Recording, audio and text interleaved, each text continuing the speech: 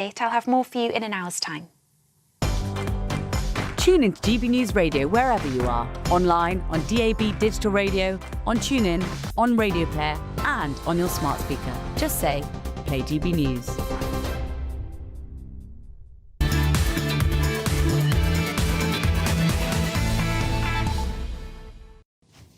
Welcome back to the Saturday Five, everybody. It's been a busy, busy show, and now we have what you've all been waiting for, Ask the Five.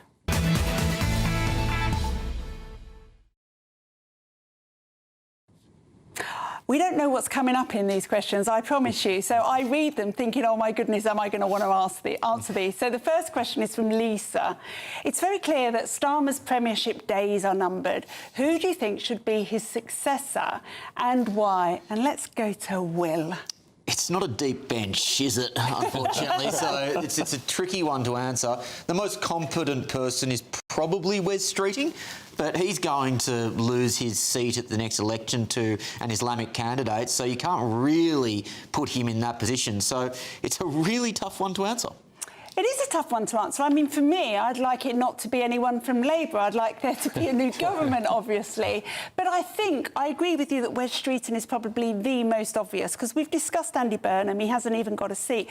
But I also think Mahmood is looking quite impressive and could, if she sorted out the boat problem, actually be a very impressive candidate.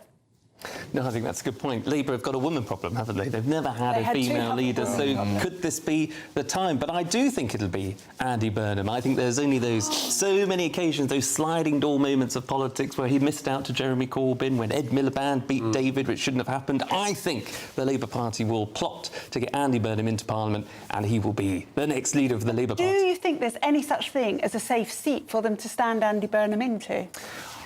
No, I think no seat is safe. You're absolutely right. His only advantage is because he's worked Manchester so much, being the mayor, the Greater Manchester mayor up there. He's probably more likely to get a seat than most. Trey?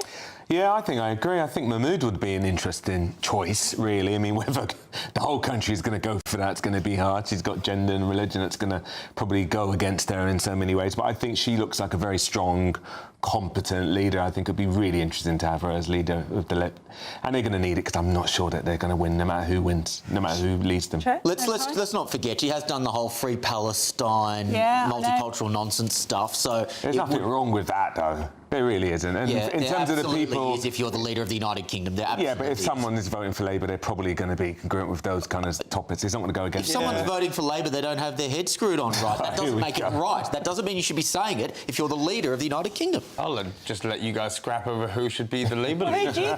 No, I think even the right wing of the Labour Party is moving away from Wes Streeting. That's putting aside the fact that he's said strenuously that he won't leave his Ilford seat and now maybe looking for somewhere else.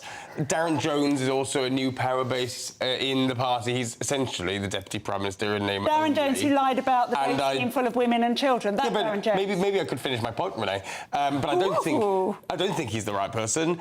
Shabana Mahmood looks promising, but the problem is we haven't had any time to see what these people are all about and what their what their solution is to the electoral problem that the Labour Party faces. So it's too early to tell, but party conference is where we'll find out. I don't want to scare everyone, but you would not rule out Ed Miliband.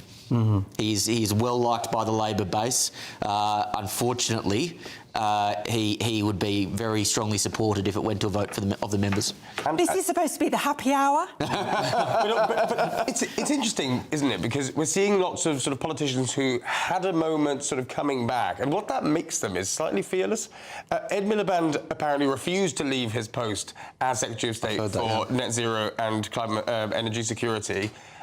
And is still in that post. Now, it gives you a certain Teflon nature, doesn't it, to have been there, done that? But also, doesn't that just go to show that Starmer's authority in the party is completely shredded? Oh, it's shattered. It also shows that he's more scared of Ed Miliband on the backbenches than in his cabinet. And forcing a revolt amongst the left-leaning part of the party.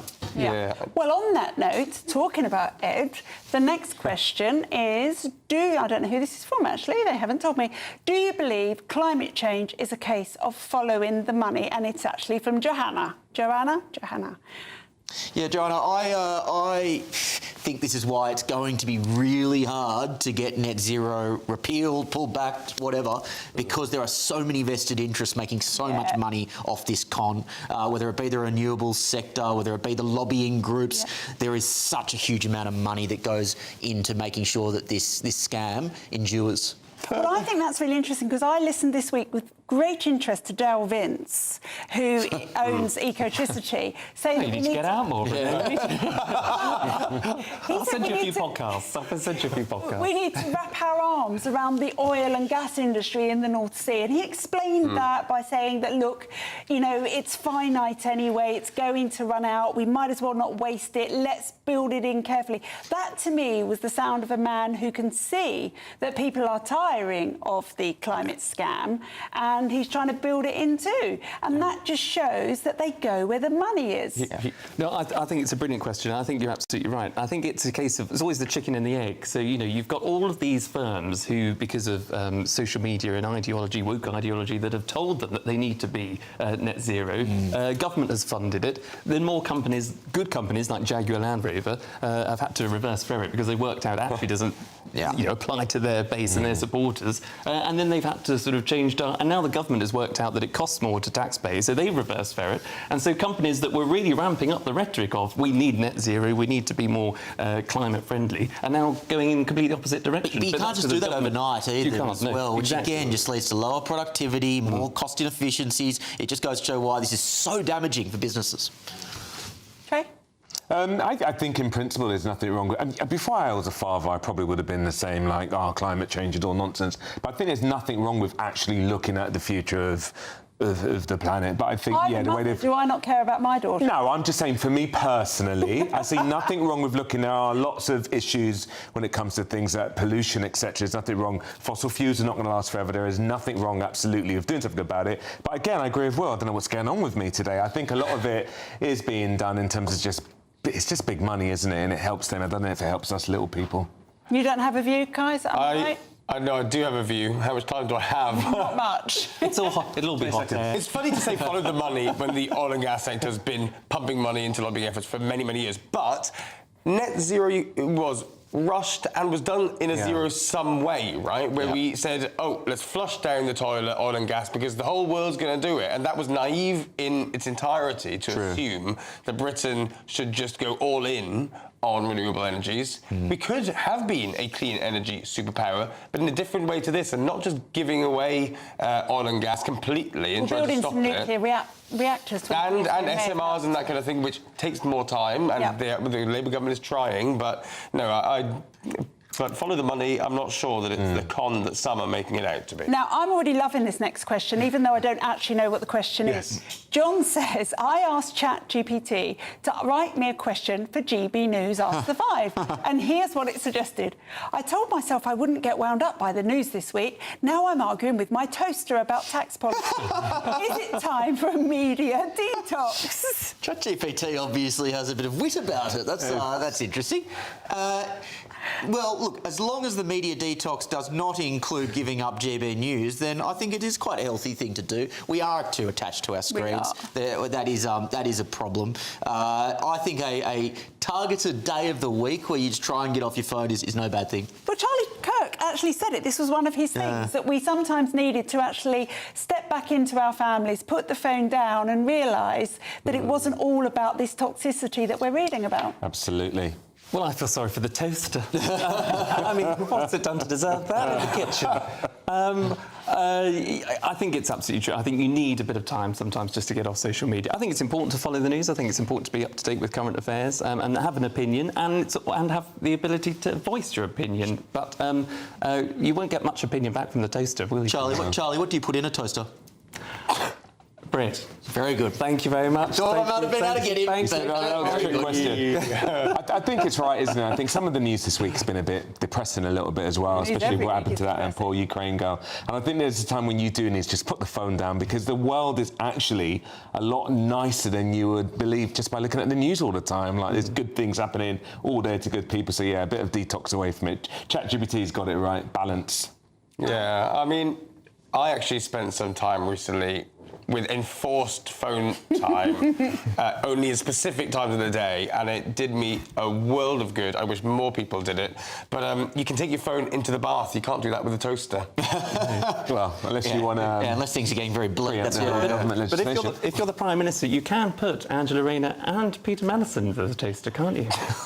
Because they are toast. You can. Maybe I have members. another question. I really want to get to this question, actually. So, do you think, I'm going to start at that end of the table this time, Tommy Robinson is the right person to lead the campaign that we've seen today? No, absolutely not.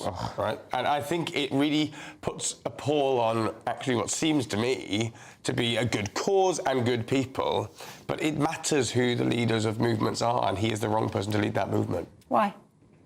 Because, I mean, he's a thug, Renee. He was a thug. Yeah, well, according to you, the panel, we've been discussing recently, people can't be rehabilitated. No, according to you, they some should be repeat, some rehabilitated. people can't. Certain repeat crimes and repeat way of behaving over many years. I mean, come on, do you really think he's the right person to lead that movement? Absolutely not. Resorting to violence? That's exactly contrary to the message that the Free But he isn't Speech rally resorting had. to violence. He has certainly in the past, and In the I'm past? sure will continue to. Only recently, in the last few months, he has.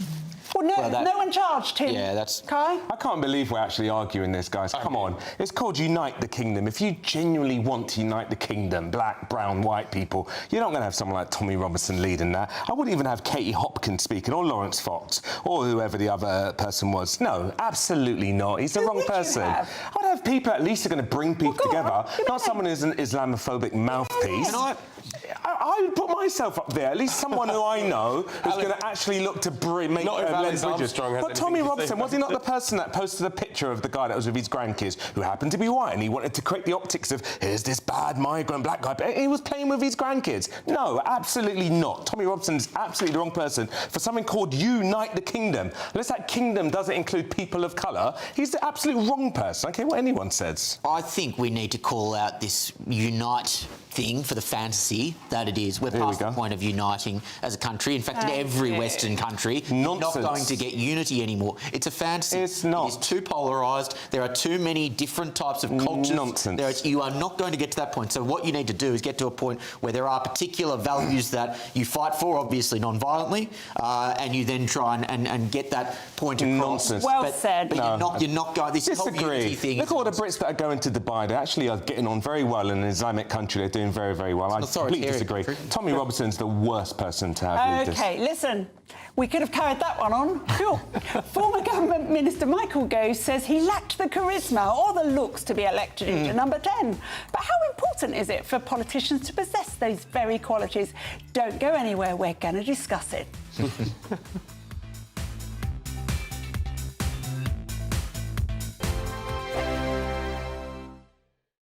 Hi, I'm Michelle Dewberry, and my show is your opportunity to cut through all the noise and dive in headfirst to some robust debates. Ideas clash. Situation, isn't it? Because the failure is- You're the failure is- deliberately avoiding my point. Nothing's held back, And if you think this is the end of it, wait for more. and we do not shy away from the difficult stuff. Sometimes I want to shake people and say, if only you understood. So join me on Dubes & Co. weeknights at 6 p.m, only on GB News, Britain's news channel. This is GB News, Britain's news channel. 1, 2, 3. The iconic Gretna Green. For over 270 years, couples have travelled here to be wed. What started in 1754 as a way for under-18s to marry without parental consent has now become a hotspot for lovebirds to say I do. Guys, you've just gotten married here at Gretna Green. How are you feeling? Amazing, really, really good. Happy that we've come and celebrated here. We didn't want anything big, nothing extreme, and it was simple, easy to do. David and Jenny now have their honeymoon and the rest of their lives to look forward to. But, as is the story for most modern couples, getting married wasn't just about love. When you're married, everything's like legal-wise is just so much more simpler rather than having to worry about lawyers and stuff like that later on. To have the same last name as the kids as well is quite a big thing for me. In England, Scotland and Wales, the laws around marriage are complex and engulfed in red tape. To make things worse, the average cost of a wedding is now over £23,000. Gretna Green is calling on the government to appoint a dedicated marriage czar.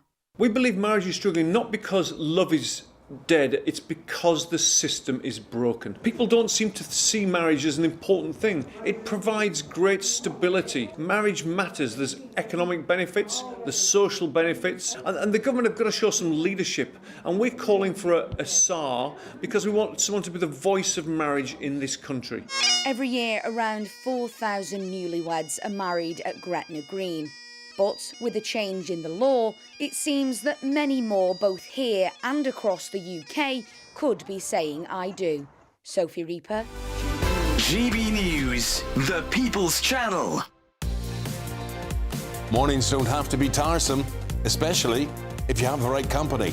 Wake up to news as it happens, opinion and debate, and of course, a little bit of entertainment too. Because when the kettle's on, we're on.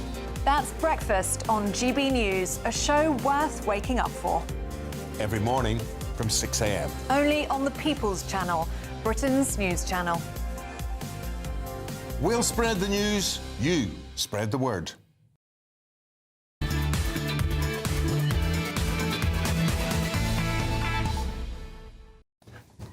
Welcome back to the Saturday 5 Extra, everybody. Thank you for your messages so far. I'm going to read those out later because there are lots. Most of them are about the march today. But now, Michael Gove has lifted the lid on why he never made it to number 10. I know why. But anyway, the former cabinet minister admits that he simply doesn't have the looks or the charisma of other front-rank politicians. Instead, he says his strength was always in detail and diligence, not charm. But how important are these factors in getting elected? Well, to discuss this, I'm really pleased to welcome the chair of Intertalent, the UK's leading talent management agency, Professor Jonathan Shalit, OBE. Thank you so much, Jonathan, for joining us tonight. I think that looks and the way people speak are very important. I think that we often make judgments within 10 seconds of someone walking into a room. Do you think Michael Gove is right? I think Michael Gove, I mean, the fact is, absolutely, if you don't look right, you're probably not going to be elected. There's always the odd exception to the rule, but by and large, you've got to have charisma is probably the right word. Traditional good looks, not traditional good looks necessarily, but you've got to have presence. That's probably another good word, presence. I think Michael Gove, and I know Michael personally, and he's personally a very decent guy, but he's an intellectual. To the electorate, he felt too clever for his own good. And the truth is, the greater electorate didn't trust him either.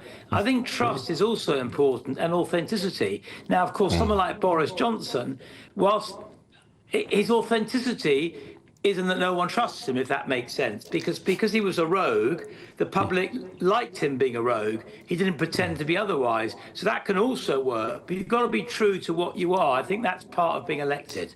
Jonathan, I'll ask what I imagine many viewers are thinking, which is we currently have, in a Prime Minister and a Leader of the Opposition, two of the most uncharismatic people, not only I've ever seen in politics, not only that I've ever seen in public life, but that I've ever seen. So how do you explain that seeming anomaly? Well, I think the reason that Keir Starmer is Prime Minister is he stood for election at a point where the country just wanted rid of the Tories. And reform wasn't ready, so Keir Starmer was the only alternative. So I think he got in by default. I think he was the only person who had half credibility at the last election. It is interesting, isn't it, Jonathan? Because I think when you compare, as you've just rightly pointed out, Boris Johnson in terms of looks and, you know, presenting the right picture, he was dishevelled, he was overweight, he was scatty, he sometimes wore terrible clothes. But everybody knew what he was, whereas I think maybe people thought Michael Gove was just a little bit too slick for school, as it were. I think what Boris Johnson offered was strength at the time. If people want strength in a leader, I think actually that's a good word I didn't mention before. They want strength, and at a time when Britain was in disarray and couldn't sort out Europe, Boris Johnson turned up in his bulldozer and said, I will get Britain fixed, I will get Brexit done.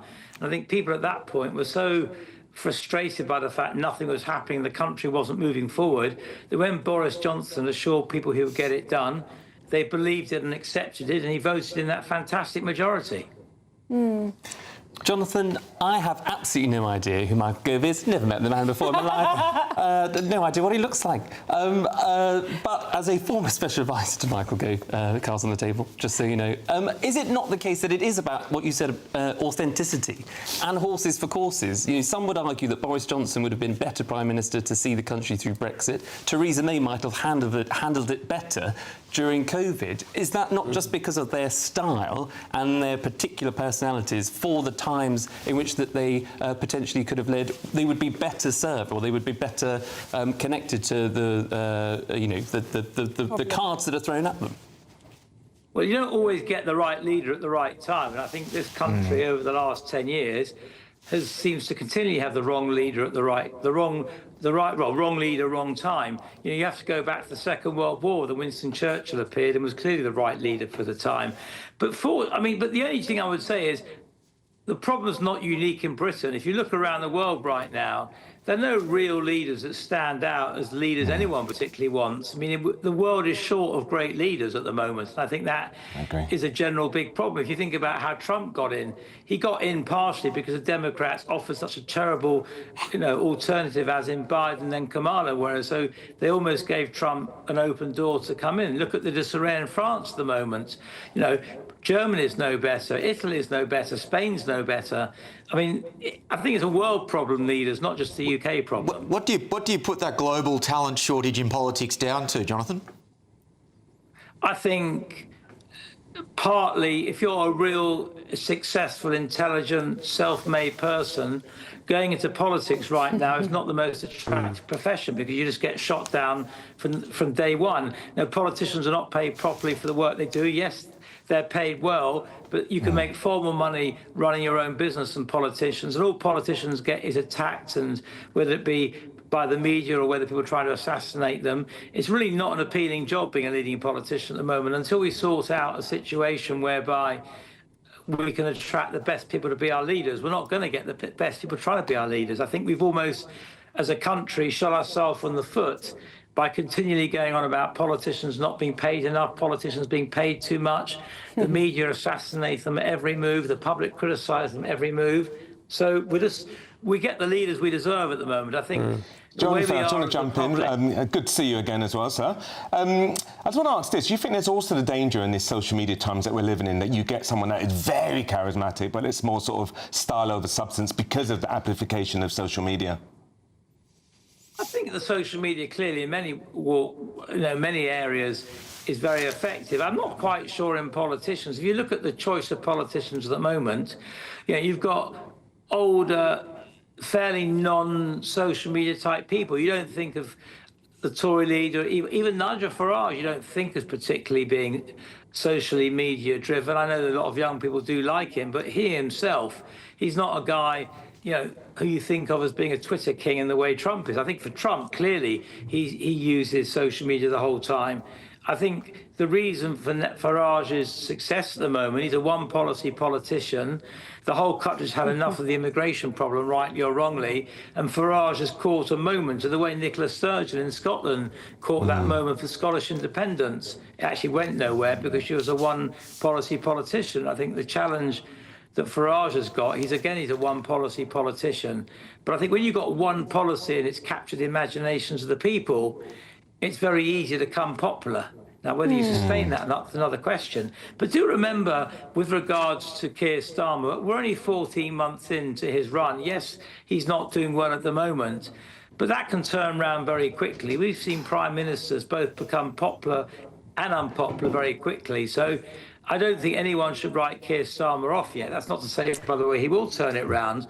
But I don't think he'll lose his job because he's got such a big majority. All he has to do is solve, he could be massively successful with Trump next week, for example, and get Britain some great deals. He might come a hero. Unlikely, but it's possible. He might solve Ukraine and the Middle East. He's got many international crises that he could solve. He could become very popular. It's interesting, Jonathan, and we shall see whether or not Starmer can overcome the lack of charisma and not very good looking. But thank you very much tonight for joining us. Take care. Cheers, Jonathan. Yeah. I have my doubts. I have written Starmer off. I don't think there is any way he can turn around this historic unpopularity. There has never been, I think, a less popular politician in the last 30 years, particularly so quickly, yeah. Yeah, no, I agree. But I do think it's interesting, this style over substance, because if you go back to Churchill, you wouldn't have thought he was a particularly good-looking man. He was quite overweight. He always had a cigar in his mouth, but he was the right person for the time, wasn't he? Yeah, totally. And as is Margaret Thatcher, I think. But I think, you know, when you look at the...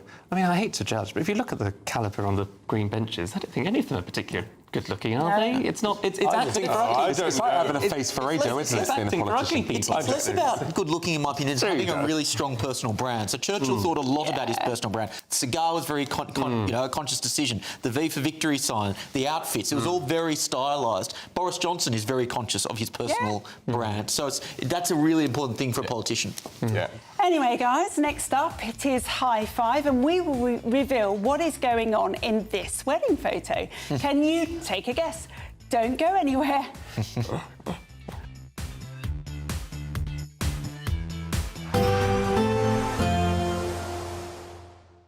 Can't wait to get in that sea. Lovely and warm. Just like the feeling of having great travel insurance. All Clear Travel Insurance sponsors GBNews Travel Destinations Forecast.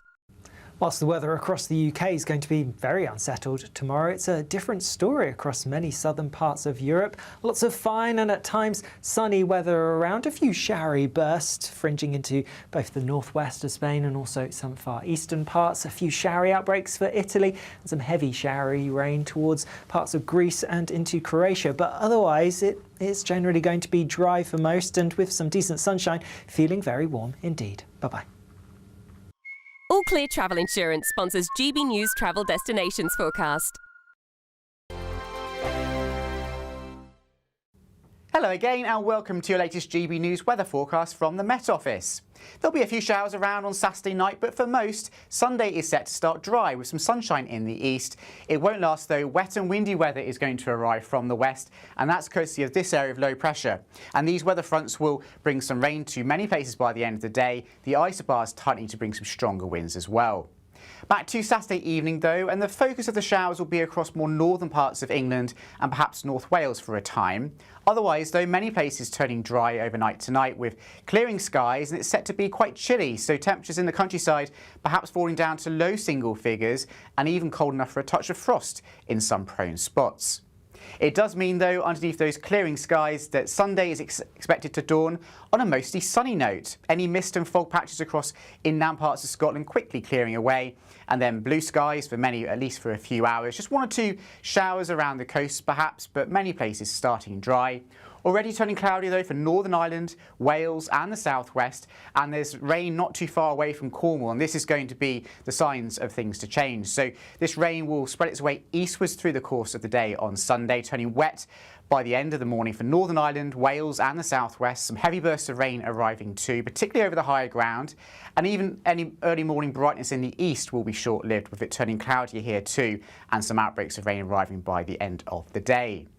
With the winds strengthening as well, with Irish Sea coastal gales by the afternoon, it's going to feel fairly cool and unpleasant where it's raining.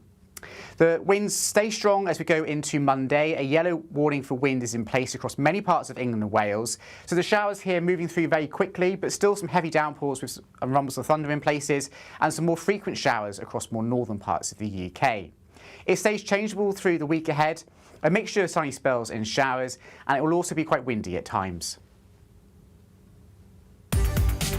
From the school run to the home run, watch a new show for all of Britain. He can say whatever he wants. A straight-talking show where all voices are heard. And, you know, when are we going to stop talking about smashing the gangs and actually do it? With the stories that matter from every part of our country. There's a bit of a crash landing there for your Chancellor. Bold, fearless and standing up for you. That's me, Martin Daubney, 3 p.m. till 6 p.m, weekdays, here only on GB News. The People's Channel, Britain's news channel. Westminster's full of talk, but out here, it's the real world. Am I allowed to talk now? No, that's it. This is where it matters, real people and real lives. That's what politics is all about. In fact, has Trump made a good start? No. Straight answers, no spin, and just a couple of pints. How many fingers have I got up? About 10. So join me for Lee Anderson's Real World every Friday at 7 p.m, only on GB News. The People's Channel, Britain's news channel.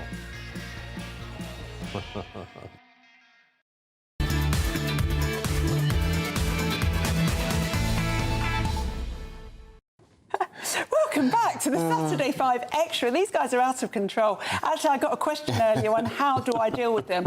Not very well is the answer. Wine. It's now time for High Five, where we discuss our favourite moments from the last week. And mine is a gem. I'm just going to say that now. But we'll start with Will's. Build up to mine. Thanks, Renee. It's I usually find flash mobs a bit corny, a bit cringe, a bit look at me. But I must say that this flash mob that popped up in Paris to celebrate the 50th anniversary of Queen's wonderful song Bohemian Rhapsody was pretty cool. Take a look at this. Just killed a man, put a gun against his head, pulled my trigger, now he's dead. Mama, life had just begun, but now I've gone and thrown it all away. Mama, Oh, it's such a good song, and it was done very well. I suggest you go on the internet and find the full clip. It's a really nice one. There's some great stuff like that. There's the guy who plays the violin and goes around train stations, but then bands pop over here and there, people join in, and you see children's faces. Yeah, you know, nice. I absolutely loved that, Will. I thought it was brilliant. Yeah. But mine is still better. So there's a story this week which I thought was absolutely fantastic and needed celebration. There was a monastery called the Schloss Goldenstein Monastery, where there were only 3 nuns remaining in this monastery, and it was Sister Bernadette, Regina and Rita, and they were between 82 and 88. And they closed it down and they moved them to care homes 3 years ago. So they plotted together for the last 3 years, and they've just escaped from the care home and they have returned, and with the help of students in the school that runs there, they've broken back in and taken possession of their monastery. I love that story. Go girls! That's fantastic. And it would be scandalous if they are removed again. I think, they have earned that. They need to stay there. Apparently they were given the right to live out the rest of their lives there, as long as they were in sound mind and body, and someone decided they weren't quite, but they clearly were, because they made an escape. Good on them. Love that. Now, Charlie, you've got a story that you're going to describe to us, I believe. Well, yes. Have you ever been invited to a wedding recently? I do occasionally get invited to weddings, although you probably more, because my friends are older and married. Well, I don't get invited. I'd attended the opening of an envelope, so I'd turn up anywhere. In fact, I won't just get invited. I might just gate crash like I have here for the last few weeks. So thank you very much for having me. But this is a story about a couple who, John and Michelle Wiley, got married 4 years ago, and as they were looking through the pictures of their happy day, they discovered someone in the congregation, a very subtle 6'2" man in the back that they didn't know who on earth he was. And so good old Michelle thought, I'll send out for the searches, and she got on social media and said, does anybody know this man? It's taken her 4 years to get in touch with the chap called Andrew Hillhouse, who she originally thought was just some sort of, random crackpot, gate crasher of a wedding or a stalker, which he was. But they met up, and it turns out that he was supposed to be at a wedding 2 miles away. That's a brilliant story. But as Michelle was walking down the aisle, he realised he was at the wrong wedding, but he couldn't leave. It'd be wrong to just escape, so he just stuck around. So he didn't know the groom, but he knew the bride. He didn't know any of them. He didn't know anyone in that particular wedding. No, at the wedding he was supposed to be at, he only knew the bride. Exactly, so yes. he didn't know he was at the wrong wedding. Exactly. Did he end up at the right wedding? Did he get to both of them? He was late for it. Late for the second wedding. After he'd enjoyed the photos and I'm sure the cake and the champagne at See, loads of wedding cake. But the happy news is that Andrew and Michelle keep in touch, and they're good friends now. It's amazing. So there you go. I love it. That's a lovely story. Not as good as the nun one, but let me see if I can beat that one. So my one is all about the fact that today is Roald Dahl's day. I believe it's his birthday as well today. And for me, he just conjures up images of my childhood. I mean, some of the best books that I've ever read, like the BFG, The Witches, Charlie and the Chocolate Factory. I don't know if we've got any visuals of it. Any visuals at all? There we go. with the food in the hair and all of that. Oh my God, this brings me back to my childhood. That was a long time ago. Oh, look. Oh, wow. My son Callum, I'm going to out him for this. Please do. Favourite line from a Roald Dahl book was in Charlie's Marvellous Medicine, where they said that Grandma's mouth was like a puckered up dog's bottom. He was a genius talent, and he's one of those genius talents that the authoritarian woke left are now going after by trying to update his books to be more appropriate for the times in which we live. Just go away. Go away and leave the brilliance of the past as it is. Well, you had to bring it down. This is a high five segment. But also, I might add, there are plenty of other reasons for people criticising Roald Dahl. It's not just the woke left, as you call it. But anyway, I actually have a print of a Quentin Blake sketch at home with me. And he was also just an amazing talent, still alive. I think he's 94 or so, still sketches every day. What have you got for us, Kai, you killjoy? What do I have? Well, on this show, we like to complain about Gen Z, don't we? No sex, no drugs, no rock and roll. But Gen Z protesters in Nepal this week have nominated its interim Prime Minister after what became, sadly, a deadly rebellion against the government's social media crackdown. They have now appointed an interim Prime Minister to form a government, and it was done via Discord, which is an online site that can evade the different social media bans that were in place. And it will be Nepal's first female Prime Minister as well, and she has made a career out of rooting out corruption. So seems like good news to me. Sorry, this may just be getting late into the show, but what's the relationship with Gen Z in that story? Gen Z protesters they overthrew the government, you see. Right. Sorry, I thought you were up on your Nepalese politics. I missed the Nepalese Daily this morning, unfortunately. Normally I'm first to read it, with my morning coffee. Will actually struggles in the third hour if he hasn't got beer. If I haven't got beer, That's true. Why don't we have beer? I don't have beer anymore. I thought Will had gone a bit Radio Gaga then. See what I did there with Queen? Oh, really good. Do you know what? Charlie was not Michael Gove's bad for nothing. You should have given him some charisma. At least he has a chocolate factory to go back to. Charlie and the chocolate factory. We doing silly puns? I thought we were getting somewhere with you guys. Listen, while we've got a few seconds, I promised to read out some of these comments. So Christine says, could I ask you, Kai, if you would like to live on a pension at retirement of £12,000 a year? No. No, you don't have a clue, she finished with. I have Martin Crouch here who says, I'd never heard of Charlie Kirk before the other day when I heard of his death. I've now watched a few of his podcasts and I could not find anything that showed him as racist or a bad person or evil in any single way as the BBC have been portraying him and Sky News. It's horrendous that these channels can get away day after day with these lies. It's hurtful, it's not good and it's divisive. And that is why we are now taking over from those people because people can trust us. I don't think comparing abortion to the Holocaust and talking about the Great Replacement theory really paints him in the best light. That was what you could find, was it? Well, there's other things, calling vaccine mandates medical apartheid. I mean, I would actually agree with I didn't really want to get into that because, that. frankly, OK, well, there we go. I mean, look, he had views that I find abhorrent, but that's on him. That's fine. But I think we're taking the wrong messages from this, really. Yeah, it's one of the right and the left are taking this as cover to push their quite divisive agendas. It's one of the great tricks that the left pulls, which is to basically say that the views which are shared by a substantial amount of quiet everyday people are somehow extreme or fringe. Not valid. Yeah, they're just extreme in the circles that they choose to associate with. These are not the We've heard quite enough from you over there in the left.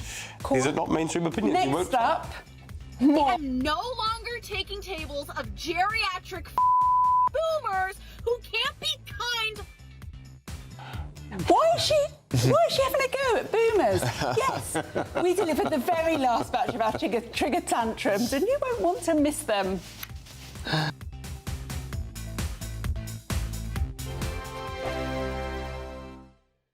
At GB News, we love to hear from you, our loyal community. So drop us a line at gbnews.com/yoursay. There you can talk to each other and also to the presenters live on air. gbnews.com/yoursay, because GB News is your channel, Britain's news channel. Mornings don't have to be tiresome, especially if you have the right company. Wake up to news as it happens, opinion and debate, and of course, a little bit of entertainment too. Because when the kettle's on, we're on. That's Breakfast on GB News, a show worth waking up for. Every morning from 6 a.m. Only on the People's Channel, Britain's news channel. We'll spread the news, you spread the word. From the school run to the home run, watch a new show for all of Britain. So he can say whatever he wants. A straight talking show where all voices are heard. And, you know, when are we going to stop talking about smashing the gangs and actually do it? With the stories that matter from every part of our country. There's a bit of a crash landing there for your Chancellor. Bold, fearless and standing up for you. That's me, Martin Daubney, 3 p.m. till 6 p.m. weekdays, here only on GB News. The People's Channel, Britain's news channel. Westminster's full of talk, but out here, it's the real world. Am I allowed to talk now? No, that's it. This is where it matters, real people and real lives. That's what politics is all about. In fact, has Trump made a good start? No. Straight answers, no spin, and just a couple of pints. How many fingers have I got up? About 10. So join me for Lee Anderson's Real World every Friday at 7 p.m. only on GB News. The People's Channel, Britain's news channel. You want to know what's really going on in the corridors of power? Labour don't know what to do with you half the time, and that makes you quite lethal in the chamber. Get behind the headlines with Chopper's Political Podcast. Join me, Christopher Hope, as I sit down with the great and the good of British politics. We'll see where this ruling takes us. These are the stories shaping our nation. Chopper's Political Podcast, available now on all platforms. Listen in and stay ahead. Join me, Nana Akweer, for an informative, interactive news programme with a difference. It's fun. No, he didn't say that, Dave. I'm so surprised. I think there's an element of truth to that. Join me from 3 p.m. every weekend, only on GB News, Britain's news channel. In the GB Newsroom, we bring you the news as it happens. With our team of dedicated journalists across the UK, we're ready to keep you up to date with what's happening every half an hour, every single day. Bulletins here on GB News, the People's Channel, Britain's news channel.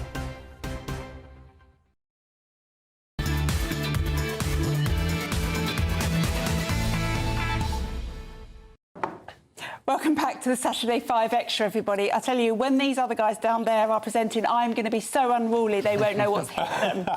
Anyway, now it's time for our last batch of Triggered Tantrums. Charlie, what have you got for us? Well, I think it's fair to say summer's over, isn't it? And if you had a good summer, you might have popped down to your local fair, seen some Morris dancing, hopped on a fairground ride, perfected your mouth-to-mouth with the St John's ambulance. Oh, good. Well, that was just me. Not again. But what you wouldn't have expected this summer is your local authority to have funded something that looks a little bit like this. Oh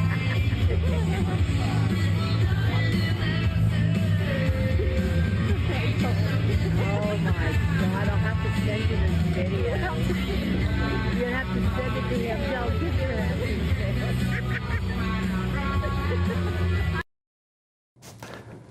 Well, for those listeners there driving, you didn't miss much because that's the last time I let Auntie Sally out by herself.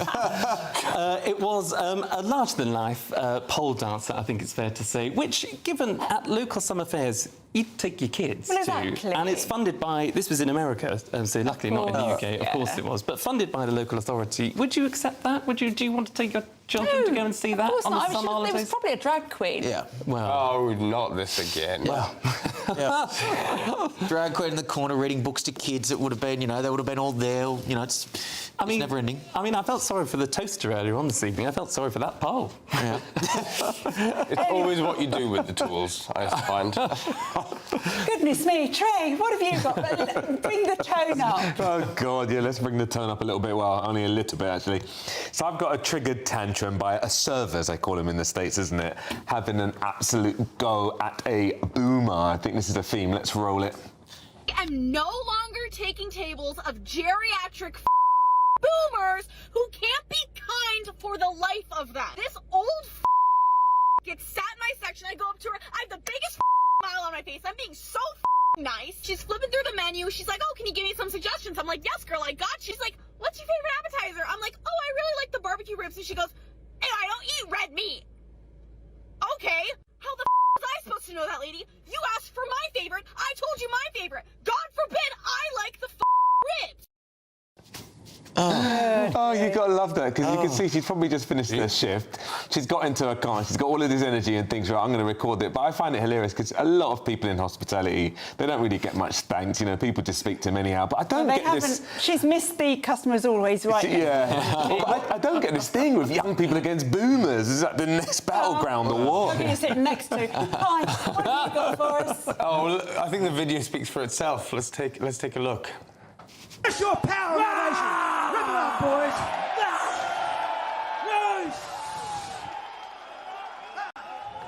That's how it should be. I think it is quite funny that, I mean, I'm not saying this is representative of the Unite the Kingdom rally, but seeing that activity on stage does beg into question, you know, if they think flags are so important, why are we ripping up other countries' flags? No, Will. This is not about flags as a concept, as in the abstract. They are talking specifically about the Union flag. So why would you? They don't care about the Palestinian disrespect flag. any country's flag? Yeah, I agree. I don't. It's not about respect or disrespect. Clearly is. It's just they're saying they have pride in their flag. And if that is an emblem of another country's pride, and you're ripping it up on stage, what message does that send, Will? Well, it's not a country for starters. Is that divisive? It's not a country for starters. Is that divisive politics or something? I mean, you can't deny. Kai has a point there. I wouldn't do it personally. Why don't I just keep flags sacred? Why is that? Is it too divisive? And I tell you another bad thing about it. I think, like what I said earlier about Tommy Robinson, I think when you're trying to portray a movement as actually being quite accepting, because you want to, you've called it Unite the Kingdom, you want everyone to come in. I think desecrating someone's flag doesn't make sense, no matter where you stand. It makes no sense. Look, it's like book burning. I wouldn't burn the Bible. I think it would be rude, it would be disrespectful, but I would defend that person's right to do it to the end. If that's what they want to do, that's entirely up to them. Yeah, right, but I think it reflects badly on those who stood there and cheered and waved their own British flags. It really does call into question. There's no getting away from that. I think you have a point. I'm not arguing. Will obviously doesn't, but... No, look, it's unnecessary, Will. I think it was unnecessary, yeah. Totally unnecessary, yeah. I'm just waving the white flag at this point. I think. OK, Dido, that's enough. Yeah, Talking about that rally today, which really has been the talking point of everywhere. You know, we've got so many messages. Louise Goodwin says, what an incredible free speech rally that has just been. 2.9 million people viewing on X and hundreds of thousands in London. Inspirational speeches, a throng of patriotic, caring people. So much love for Charlie Kirk and his brave wife. What a day that has changed so much in our country. And I think it has. Yeah, can I say something? I was at Reform Conference recently, and in fact last week, and... They let you in? I saw many a viewer, and it was a real pleasure, actually. And lots of people I talked to here in London ask, oh, what was it like? Were they all crazy? Were you concerned for your own safety, things like that? And actually, the vast majority of people, when you are open-minded and want a discussion, you can put aside your differences and have a good time. And I think that, I imagine the march was like that. That's what Alex was saying earlier, and will say in his show later on, starting at 9. But then also that's what I experienced at Reform Conference. You know, across divides, I think people are genuine and honest, aren't they? As I was just walking briefly here, I did bump into a couple of people that had been at the march today, and all it is, I think, it's just about fairness. They feel that this country is no longer fair anymore, and it's just about getting back to those fundamental principles of looking after people in this country that have paid into the system and doing a bit where you can. And I actually think that lots of the other marches that go on every single weekend in this fair town of ours could learn from what went on here, because they are not friendly. But on that note, guys, I need to say thank you to all of our guests. Thank you to you, our lovely audience, for joining in the fun tonight. I've read out lots. I've definitely read out more than anyone else on any other channel tonight. Obviously, I want to say thank you to Will Kingston, to Charlie, to Trey, and to Kai for all being so cordial and funny. Well, not you, Kai, but thank you. But next up, it is the amazing Alex Armstrong for his show. Well, hello everybody. Boy, have I got a show for you tonight. I was down at the freedom of speech protest today. I've got exclusive interviews with so many of you that came over to say hello to me. On top of that, we will be digging in to the consequences, the ramifications of the assassination of Charlie Kirk. I have a lineup like no other weekend you've ever watched on GB News. I will see you after the weather.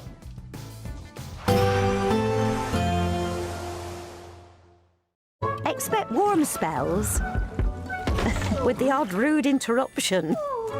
Boxed Boilers sponsors the weather on GB News. Hello again and welcome to your latest GB News weather forecast from the Met Office. There'll be a few showers around on Saturday night, but for most, Sunday is set to start dry with some sunshine in the east. It won't last though. Wet and windy weather is going to arrive from the west, and that's courtesy of this area of low pressure. And these weather fronts will bring some rain to many places by the end of the day. The isobar is tightening to bring some stronger winds as well. Back to Saturday evening though, and the focus of the showers will be across more northern parts of England and perhaps North Wales for a time. Otherwise though, many places turning dry overnight tonight with clearing skies, and it's set to be quite chilly, so temperatures in the countryside perhaps falling down to low single figures and even cold enough for a touch of frost in some prone spots. It does mean, though, underneath those clearing skies, that Sunday is expected to dawn on a mostly sunny note. Any mist and fog patches across inland parts of Scotland quickly clearing away, and then blue skies for many, at least for a few hours. Just one or two showers around the coast, perhaps, but many places starting dry. Already turning cloudy though for Northern Ireland, Wales and the southwest, and there's rain not too far away from Cornwall, and this is going to be the signs of things to change. So this rain will spread its way eastwards through the course of the day on Sunday, turning wet by the end of the morning for Northern Ireland, Wales and the southwest. Some heavy bursts of rain arriving too, particularly over the higher ground, and even any early morning brightness in the east will be short-lived, with it turning cloudier here too, and some outbreaks of rain arriving by the end of the day. With the winds strengthening as well, with Irish Sea coastal gales by the afternoon, it's going to feel fairly cool and unpleasant where it's raining. The winds stay strong as we go into Monday. A yellow warning for wind is in place across many parts of England and Wales. So the showers here moving through very quickly, but still some heavy downpours with rumbles of thunder in places, and some more frequent showers across more northern parts of the UK. It stays changeable through the week ahead, a mixture of sunny spells and showers, and it will also be quite windy at times. Expect warm spells with the